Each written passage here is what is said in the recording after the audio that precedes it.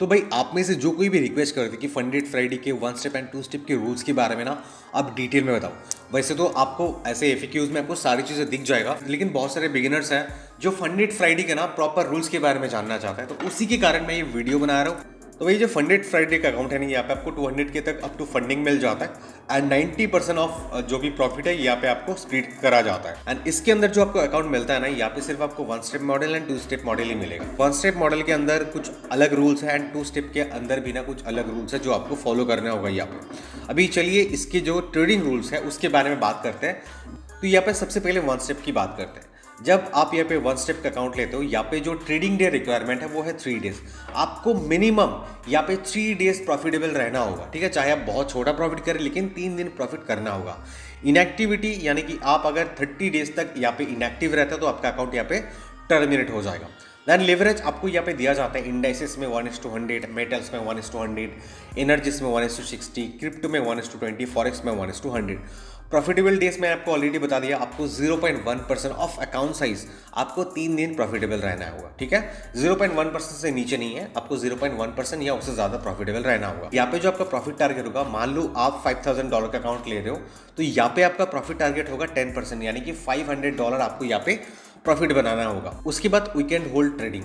आप यहाँ पे अगर वीकेंड होल्ड करते हो तो यहाँ पे आपको मेक श्योर करना होगा कि आप वीकेंड से पहले अपने सारी ट्रेड्स को क्लोज कर दिया है। तो आपको फ्राइडे इस टाइम के अंदर आपको सारी ट्रेड्स क्लोज कर देना होगा, नहीं तो आप यहाँ पे रूल वैलिड कर लेंगे।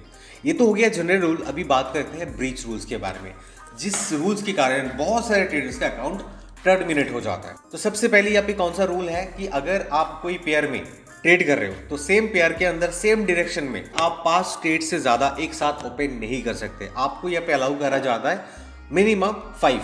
If a 6th trade is opened, it will be considered over positioning and will be counted as a soft breach। तो ये सॉफ्ट ब्रीच माना जाएगा। अगर आप उसके बाद सेम चीज रिपीट करते हो तो आपका यहाँ पे हार्ड ब्रीच माना जाएगा एंड आपका अकाउंट जो होगा वो डिसेबल हो जाएगा। मैक्सिमम ड्रॉडाउन यहाँ पे 6% है, यानी कि $300 तक आपको अलाउ करा जा रहा है। डेली ड्रॉडाउन यहाँ पे 3% है, यानी कि $5,000 के अकाउंट में आप कोई भी दिन में $150 से ज्यादा लॉस नहीं कर सकते हो। यहाँ पे जो आपको ड्रॉडाउन दिया जाएगा ना, ट्रेलिंग ड्रॉडाउन दिया जाएगा, जो पर्सनली मैं उतना ज्यादा पसंद नहीं करता हूँ। मान लो आपका $10,000 का अकाउंट है एंड वहाँ पे आपका 4% लॉस चल रहा है, आपको दिख रहा है कि हाँ वहाँ पे 4% लॉस हो रहा है, तो आपका अकाउंट यहाँ पे बंद हो जाएगा।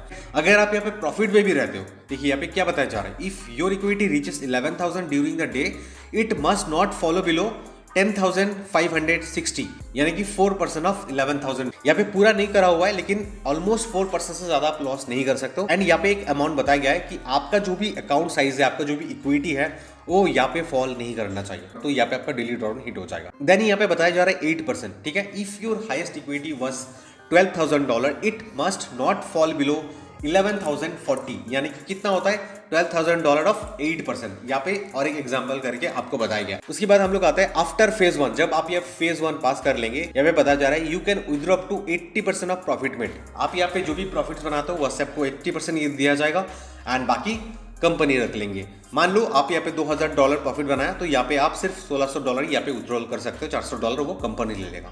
विथड्रॉल टाइमिंग क्या है यहाँ पे? विथड्रॉल टाइमिंग है यहाँ पे आफ्टर 7 डेज। अगर आप यहाँ पे 1 जुलाई को फंडेड होते हो तो यहाँ पे आप 8 जुलाई में रिक्वेस्ट कर सकते हो अपना पे आउट।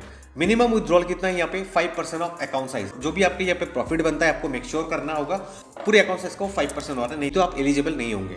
उसकी बात है बेस्ट डे रूल। यहाँ पे भी है 35%, यानी कि आप जो भी प्रॉफिट विथड्रॉ करना चाहते हो, आपका हर दिन जो भी प्रॉफिट आपने बनाया है वो पूरे विथड्रॉल अमाउंट का 35% से ज़्यादा हर दिन का प्रॉफिट नहीं होना चाहिए।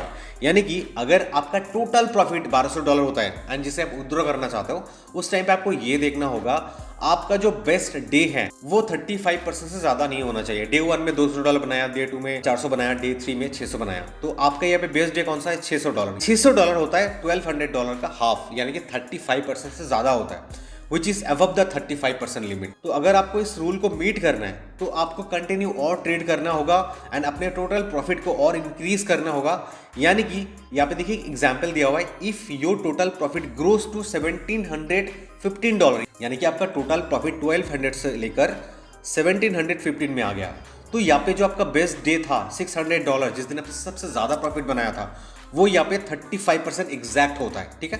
तब यहाँ पे आप क्वालिफाई कर जाते हो पे आउट के लिए। बस इसको आप अच्छे से समझ लेना।